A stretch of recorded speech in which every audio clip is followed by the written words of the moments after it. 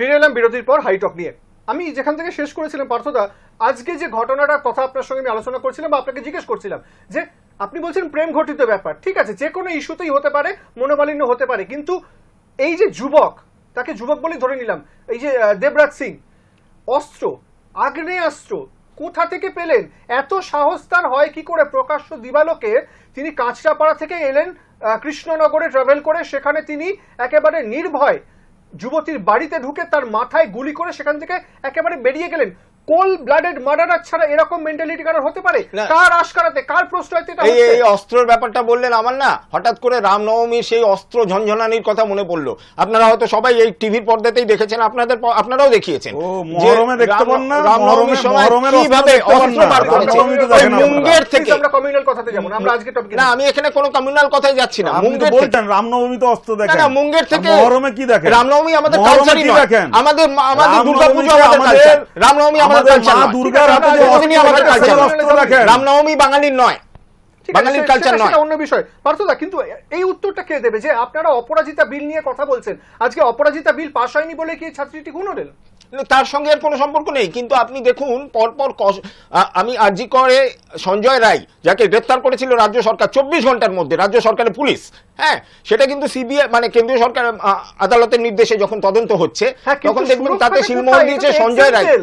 ও তার মানে খুন হবে এবং খুন হবে, ধর্ষণ হবে, আমরা অ্যারেস্ট করে নিলে সবকিছু ঠিক, তাই তো? একেবারেই নয়। খুন ধর্ষণ আপনাদের বিজেপি শাসিত রাজ্যে কেউ অ্যারেস্ট হয় না, কেউ গ্রেফতার হয় না। আরে দাদা, কেউ গ্রেফতার হয় না, বিজেপি শাসিত রাজ্যের কথা পরে আসুন, আগে বাংলায় থাকুন। আপনারা তো বাংলা, উড়িষ্যায় আপনারা জবে থেকে ক্ষমতায় এসেছেন, আজকে উড়িষ্যায় বিজেপি জবে থেকে ক্ষমতায় এসছে।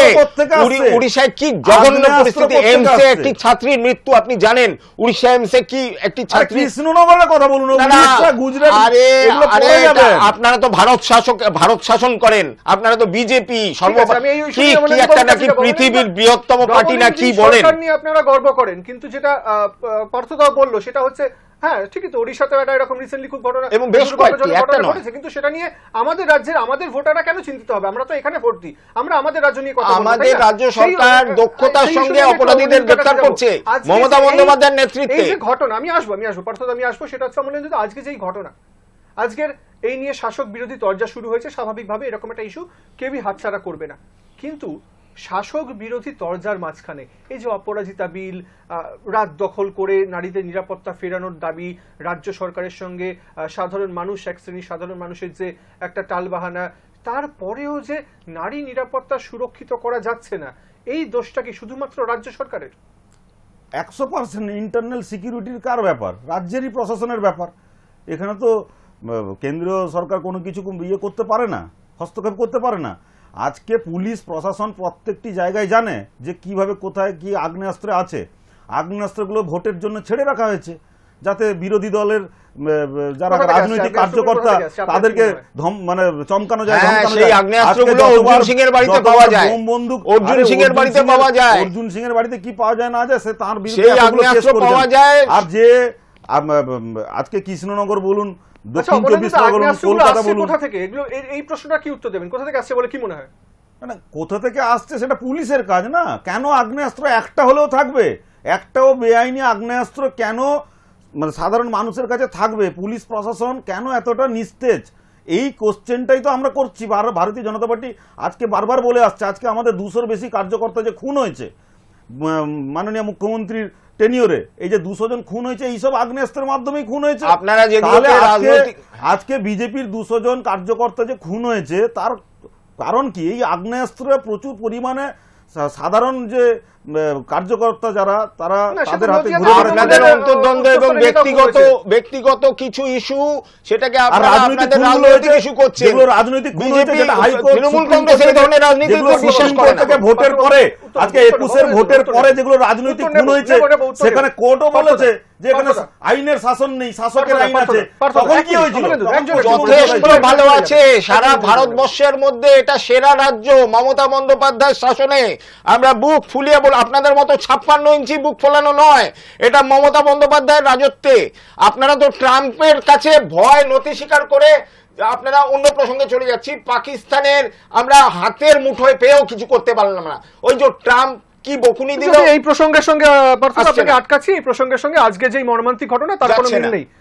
আজকে যে অন্য আরেকটা যে গুরুত্বপূর্ণ যেটা ইস্যু, সেটা কিন্তু যাচ্ছে শাসক দলের কিছুটা রাজ্য সরকারের বিরুদ্ধেই বলা চলে এখনো পর্যন্ত, অন্ততপক্ষে হাইকোর্ট, মহামান্য কলকাতা হাইকোর্টের যে অবজারভেশন, সেটা হচ্ছে পুজোর যে অনুদান, পুজোর অনুদান প্রসঙ্গে আজকের হাইকোর্টের পর্যবেক্ষণ, মহামান্য হাইকোর্টের পর্যবেক্ষণ, সেটা হচ্ছে যারা যারা এখনো পর্যন্ত টাকা পেয়েছে তারা কি সঠিক হিসেব দিয়েছে? যদি না দিয়ে থাকে তারাও কি এই যে 1,10,000 টাকার যে অনুদান ঘোষণা করা হয়েছে রাজ্য সরকারের পক্ষ থেকে, সেই অনুদান কি তারা এবারও পাচ্ছে? এই যে প্রশ্নের উত্তর, সেটা হলফনামা আকারে আগামী 48 ঘন্টার মধ্যে মহামান্য হাইকোর্টে জানানোর নির্দেশ দেওয়া হয়েছে রাজ্য সরকারকে। এই প্রসঙ্গেই বারবার অনুদান প্রসঙ্গে কিন্তু সুর চড়িয়েছে বিজেপি সহ অন্যান্য রাজনৈতিক দলগুলো। আজকের যে হাইকোর্টের পর্যবেক্ষণ, সেটা নিয়ে বিজেপির কি মতামত, বিজেপির কি পর্যবেক্ষণ, শুনে নেব অমলেন্দুদা। দেখুন, হাইকোর্টের এর আগে, আজকের এই অর্ডারের আগেও অনেক অর্ডার মাননীয় মুখ্যমন্ত্রী মানেন না, এবং জনগণের টাকা খরচ করে বিভিন্নভাবে ওই হাইকোর্টের অর্ডারকে এগেনস্টে স্টে আনাতে সুপ্রিম কোর্টে গিয়ে কোটি কোটি জনগণের অর্থ তছরূপ করিয়েছেন। কি হয়েছে না, উকিলদেরকে 5 কোটি 10 কোটি 20 কোটি করে ফিস দিয়ে। আজকে বলুন তো, আজকে হাইকোর্ট ওনাদের নীতি কি? না, আমি আইন মানবো না, আমি হিসাব দেখাবো না। এটা তো তৃণমূলের, এটা বুথ স্তর থেকে, তৃণমূলের মানে একেবারে গ্রাউন্ড লেভেলের মানে কার্যক্রম থেকেই এটা হয়ে আসে। আজকে এই যে পাড়ায় সেবা পরিষেবার নামে 10 লক্ষ টাকা, সমাধানের নামে 10 লক্ষ টাকা সরকারি টাকাকে তৃণমূল নেতাদের হাতে তুলে দেওয়ার প্রকল্প। আজকে এই যে ক্লাবগুলোকে ধীরে ধীরে বাড়াতে, আমরা তো হিন্দু ধর্মের কোনো কেউ বলেনি তো যে আমাদের ধর্মাচরণের জন্য, আমাদের পূজার জন্য আপনি টাকা দিন সরকারের কাছে। কেউ তো আজ পর্যন্ত মুখ্যমন্ত্রীকে দেখাতে পারবেন কোনো ক্লাব সরকারের কাছে টাকা মানে চেয়ে কোনোদিন কোনো অ্যাপ্লিকেশন করেছিল এই অনুদান চালু করার আগে? কেউ করেছিল না। উনি স্বতঃপ্রণোদিতভাবে কেন পুজো কমিটিকে টাকা দিতে চেয়েছিলেন? কেন চেয়েছিলেন পুজো কমিটিগুলোকে টাকা দিতে? এই পুজো কমিটিকে টাকা দিয়ে ওনারা হিন্দুদের নিয়ে কথা বলেন, আজকে দুর্গা পুজো যে জায়গায় যে আন্তর্জাতিক মানচিত্রে গিয়ে পৌঁছেছে, এবং মমতা বন্দ্যোপাধ্যায় সেই পুজোকে যে জায়গায় পৌঁছে নিয়ে গিয়েছেন, দুর্গা পুজোকে কেন্দ্র করে আপনি জানেন কোটি কোটি টাকার বাণিজ্য এবং প্রচুর মানুষের পেট জড়িত। সেই দুর্গাপুজোকে অনুদান দিয়েছেন মমতা বন্দ্যোপাধ্যায়, ঠিক করেছেন। কিন্তু হাইকোর্ট 2011 সালের আগে কি দুর্গাপুজো হতো না? হাইকোর্টের পর্যবেক্ষণ সব ক্ষেত্রে কি ঠিক হচ্ছে? সাম্প্রতিককালে আমরা জয়েন্ট এন্ট্রান্সের একটা মামলা দেখলাম। জয়েন্ট এন্ট্রান্সের ক্ষেত্রে কিন্তু সুপ্রিম কোর্ট বলেছে, হাইকোর্টের এই বিষয়টা নিয়ে সুপ্রিম কোর্ট কিন্তু এটাকে সমর্থন করেনি। আপনি যদি দেখেন, তাহলে মানে হাইকোর্টকে আপনারা মানেন না? না, হাইকোর্ট মহামান্য হাইকোর্টকে মানেন না, বলিনি। সুপ্রিম কোর্টে যাবে, আবার যখন কেন্দ্রীয় সংস্থা কেউ আসবে কেন্দ্র থেকে, তখন বলেছেন মানি না। এটাই তো আমরা বলতে চাইছি। পর্যবেক্ষণই যে ঠিক হবে সুপ্রিম কোর্ট সেটা বলেছে, যে হাইকোর্টের সবকিছু পর্যবেক্ষণই ঠিক হচ্ছে না। হাইকোর্টের পর্যবেক্ষণ ঠিক বেঠিক সেটা সুপ্রিম কোর্টে গিয়ে আপনারা আপিল করবেন, কিন্তু হিসাব দেব না, আমরা হিসাব দেব না। এসআই বলে আছে আমরা কাগজ দেখাবো না। ও তো টুকরে টুকরে গ্যাংয়ের মতন, ওই যে টুকরে টুকরে গ্যাং, আমরা হিসাব দেব না, আমরা কাগজ দেখাবো না। আপনারাই তো হিন্দুদের আসল বিরোধী, আপনারাই তো চান না দুর্গাপুজো হোক, আপনারা চান না এখানে দুর্গাপুজো হোক, আপনারা চান এখানে রামনবমী হোক। এই প্রসঙ্গে কিন্তু খুব সিগনিফিক্যান্ট, ওনারা রামনবমী চায়, ওনারা দুর্গাপুজো চায় না, কিন্তু জয় মা দুর্গা জয় মা কালী রামনবমী স্লোগান সেটা কিন্তু বিজেপি সামনে আনছে। পার্থদা, আমাদের দুর্গাপুজো হবে, কালী পুজো হবে। ওনাদের মুখ্যমন্ত্রী, ওনাদের প্রধানমন্ত্রী নরেন্দ্র মোদীজি, আমাদের মাননীয় তৃণমূলের সাধারণ সম্পাদক নিজে যখন বলেছেন, অভিষেক বন্দ্যোপাধ্যায়, যে ওদের দিয়ে জয় বাংলা বলাবো, তার 24 ঘন্টার মধ্যে জেপি নাড্ডা এসে জয় বাংলা বলেছেন। আমরা যা বলি আমাদের মমতা বন্দ্যোপাধ্যায়, অভিষেক বন্দ্যোপাধ্যায়কে ওরা সুর করে তাকে ফলো করে। দেখুন, আজকে দুর্গাপুজো আপনারা জানেন, এর আগে গত 3-4 বছরে আমি নিজেও একটা দুর্গাপুজো মানে গত 2 বছর ধরে স্টার্ট করেছি। প্রত্যেক ভারতীয় জনতা পার্টির যে কোনো কানেকশন যদি থেকে থাকে, অ্যাক্টিভ কার্যকর্তাও যদি না হয়, তাকে দুর্গাপুজো করতে গেলে পারমিশন দেওয়া হয় না, হাইকোর্ট থেকে গিয়ে পারমিশন নিয়ে পুজো করতে হয়। আজকে এই পুজোটা একেবারে বাইপাস করে কি করছেন তিনি, তার দলীয় ক্যাডারদের হাতে টাকা তুলে দেওয়ার ব্যবস্থা করছেন। এটাই তো আমরা বারবার বলে আসছি। তৃণমূল সরকার কি করছে, ভোটের আগে ক্লাবের তার যে কিছু ক্যাডার থাকে প্রতিটা ক্লাবে 2-10 জন যারা পাড়ায় পাড়ায় দাপিয়ে বেড়ায়, হ্যাঁ, লাল চুল কানে দুল করে পাড়ায় পাড়ায় দাপিয়ে বেড়ায়, লোককে ভয় দেখায়, তাদের হাতে টাকা তুলে দেওয়ার জন্য দুর্গাপুজো এই অনুদান চালু করেছেন মাননীয় মুখ্যমন্ত্রী। বিজেপি অভিযোগ করছে অনুদানের মধ্যে দিয়ে কর্মীদের পকেট ভরানো হচ্ছে। কেন্দ্রীয় সরকারের ইজেডসিসি তে ওরা একটা দুর্গাপুজো ঘটা করে চালু করেছিল, হয়, এখন হয়, কে বন্ধ বলছে, করে হয় না? দিয়েছিলেন, 2 বছর করে তো বন্ধ করে দিয়েছিলেন, আবার হঠাৎ করে হচ্ছে। ভোটের মুখে দুর্গাপুজো হয় আপনাদের। আপনারা বাংলার কোন অস্মিতাকে মানেন না। আরে আপনারা পারমিশন দেন না, আপনারা কোন গোবলের সেটা বলুন। কালচারে বিশ্বাস করেন। কতগুলো আপনারা বাঙালি হয়ে দুর্গাপুজো গোবলের কালচারে করার বিশ্বাস জন্য করেন। হাইকোর্টে কেন আপনারা মামলা করতে বাঙালি হয়? পশ্চিমবঙ্গের একজনের দুর্গাপুজো যোগ্যতা করার জন্য কেন গোবলের হাইকোর্টে কালচারে মামলা বিশ্বাস করতে করেন। হয়? তার উত্তরটা আপনারা দিতে হবে। গোবলের কালচারে বিশ্বাস করেন। অমলেন্দুদা, পশ্চিমবঙ্গের মতন জায়গায় দুর্গাপুজো করতে গেলে কেন হাইকোর্টের অব্দি যেতে হয়? পুলিশ প্রশাসনের থেকে পারমিশন পাওয়া যায় না? এর উত্তরটা আগে আমি চাই প্রশাসনের কাছ থেকে। দেখুন, দেশপ্রিয় তারপরে পার্কে একটা আজকে দুর্গাপুজো হয়েছিল, বড় দুর্গাপুজো, আপনারা জানেন, সেটা নিয়ে একটা আরে সমস্যা হয়েছিল। দেশপ্রিয় পার্কের কথা এরপর বলছি থেকে না, আমাদের যারা সরকার নতুন শিক্ষা পুজো, নিয়ে- নতুন কোনো পুজো শিক্ষা করতে নিয়ে- গেলে, হ্যাঁ, নতুন পুজো করতে কোনো গেলে নিয়ে শিক্ষা পারমিশন সরকার দেওয়া চায় হয় না, তারে সুষ্ঠুভাবে ধর্মাচরণ করতে দেয় না, পুজো সুষ্ঠুভাবে পুজো পুজোটা তারা হোক। ধর্মাচরণ করতেও বাধা না, দেওয়া না, হয় না, না, হিন্দুদেরকে। একদমই না। আপনারা চান যে না এখানে রাজ্যে দুর্গাপুজো হোক। হিন্দুদেরকে ধর্মাচরণ BJP করতে বাধা চায় না দেওয়া হয়, বাংলায় দুর্গাপুজো আর হোক। যারা কিন্তু কে চায় বা আর না যারা- চায় সেটার থেকে যারা- বড় কথা, বিজেপি যদি বাংলার অস্মিতাকে রাজ্য বিশ্বাস জুড়ে বা করে না। কলকাতা ভিত্তিক ক্রাউড পুলিং বাঙালির উপর অত্যাচার করে বিজেপি। সেক্ষেত্রে সেখানেও কিন্তু একটা ঠান্ডা লড়াই চলে, এক বিজেপি নেতার পুজো, অন্যদিকে আরো এক তৃণমূল নেতার পুজো। অর্থাৎ লেবুতলা পার্ক, যেখানে সজল ঘোষ একেবারে হর্তাকর্তা বিজেপি নেতা, অন্যদিকে শ্রীভূমি সুজিত বসু রাজ্যের মাননীয় মন্ত্রী। দুটোই কিন্তু ক্রাউড পুলিং পুজো। কিন্তু অতীতে দেখা গেছে একাধিকবার সজল ঘোষের যে পুজো, অর্থাৎ সন্তোষ মিত্র স্কোয়ার, সেই পুজোকে কিন্তু একাধিকবার সজল ঘোষ অভিযোগ করেছেন। কিছুদিন আগেও যখন তার থিম প্রকাশ হলো, এবছরের ভাবনা প্রকাশ হলো, তিনি অভিযোগ করেছিলেন এবারেও হয়তো কোনো না কোনো উপায় আমাদের যে ভিড়, সেই ভিড়কে বন্ধ করে দেওয়ার চক্রান্ত করতে পারে রাজ্য সরকার, এই অভিযোগ কিন্তু করেছিলেন।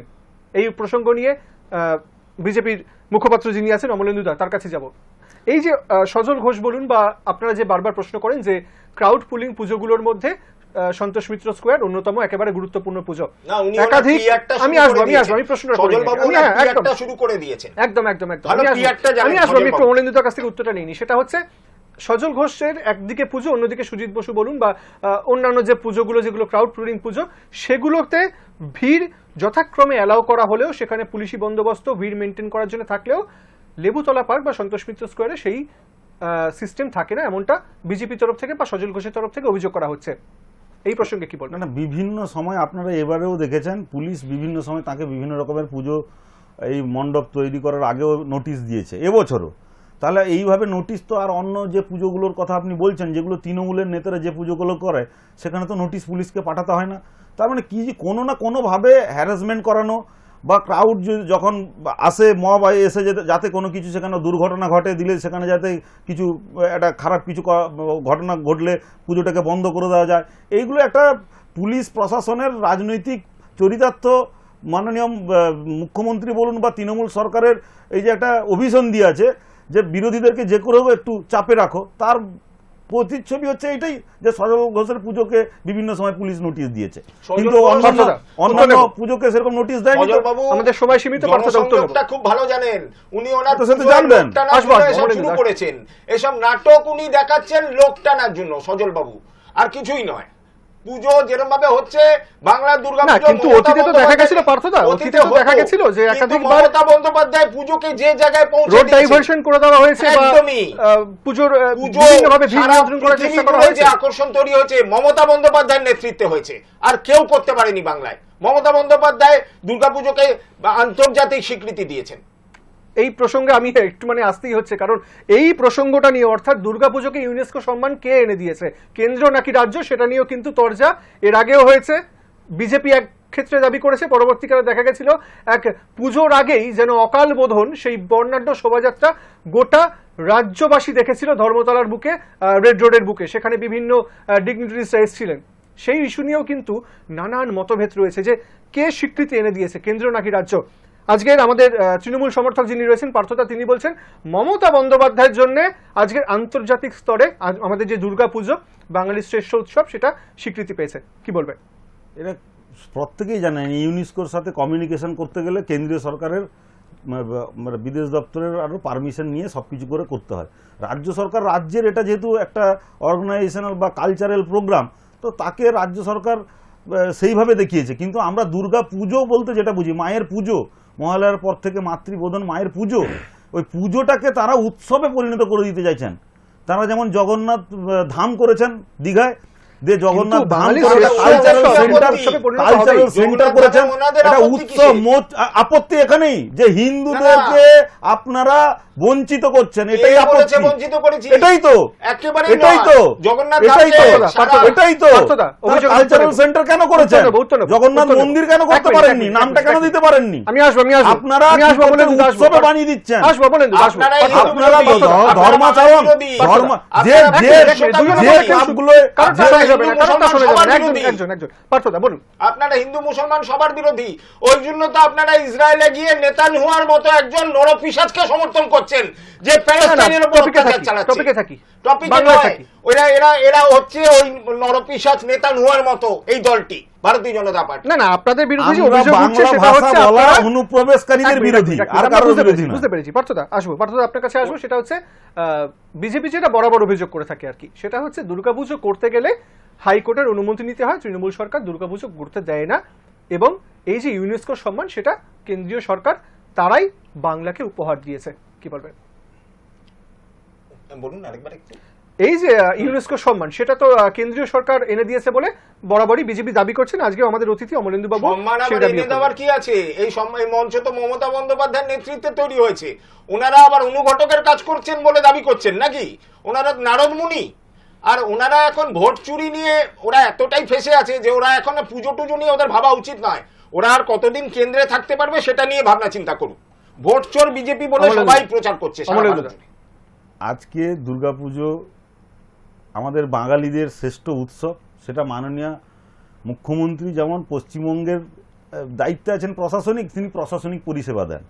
তার সাথে সাথে আজকে প্রত্যেকটি বাঙালি পশ্চিমবঙ্গের বাংলা ভাষাভাষী প্রত্যেকেই পুজোয় অংশগ্রহণ করেন। কিন্তু পুজোকে আমরা উৎসবের সাথে সাথে ধর্মাচরণ যেটা হয়, পুজোর যে ধর্ম বা পুজো যে মা দুর্গার যে আরাধনা, সেই মা ষষ্ঠী অষ্টমীর যে অঞ্জলি, আমরা বারবার ভারতীয় জনতা পার্টি বলে এসেছি যে ওটা যাতে ধর্মাচরণের মতন করেই হয়। পুজোটা উৎসব ঠিক আছে, কিন্তু উৎসব সবার, আর পুজোটা কিন্তু হিন্দুদের, ওটাই আমরা বলতে চাইছি। আজকে আমরা দশেরও মানা হয়তো আপনাদের মতন এই যে প্রশাসনিক রাবণকে বধ করতে গেলে দশেরা করতে হবে তো। এবং এইবারের দশেরাতে প্রশাসনিক রাবণ, এখানে যে প্রশাসনিক রাবণ চলছে ওকে বধ করা হবে সারা বছর বাঙালি। আজকে প্রত্যেকটা ক্ষেত্রে উনারা আমাদেরকে দোষ দিচ্ছেন। বলুন, মমতা বন্দ্যোপাধ্যায় করে দেখিয়েছেন পুজো কোথায় নিয়ে যাওয়া যেতে পারে, কোন উচ্চতায়। মানে 2021 সালের আগে ধীরে ধীরে 1,00,000 থেকে 1,10,000 করেছেন। ওই যে সিপিএম মোচ্ছব করার জন্য, এই যে মোচ্ছব করার জন্য দিয়ে বসতো, ওই পুজো হতো। সিপিএম এর আমলে পুজো আর এই আমলের পুজোর সঙ্গে অনেক তফাৎ আছে। মমতা বন্দ্যোপাধ্যায় দুর্গাপুজোর আন্তর্জাতিকীকরণ করেছে, এইটুকু আমি বলতে পারি। দেখুন, প্রত্যেকটি সময় যত দিন এগোবে প্রত্যেকটি জিনিসই আপগ্রেডেশন হয়। প্যান্ডেলের থিম বলুন, মানুষের চিন্তা ভাবনা বলুন, বিভিন্ন বাজেট বলুন, বা বিভিন্ন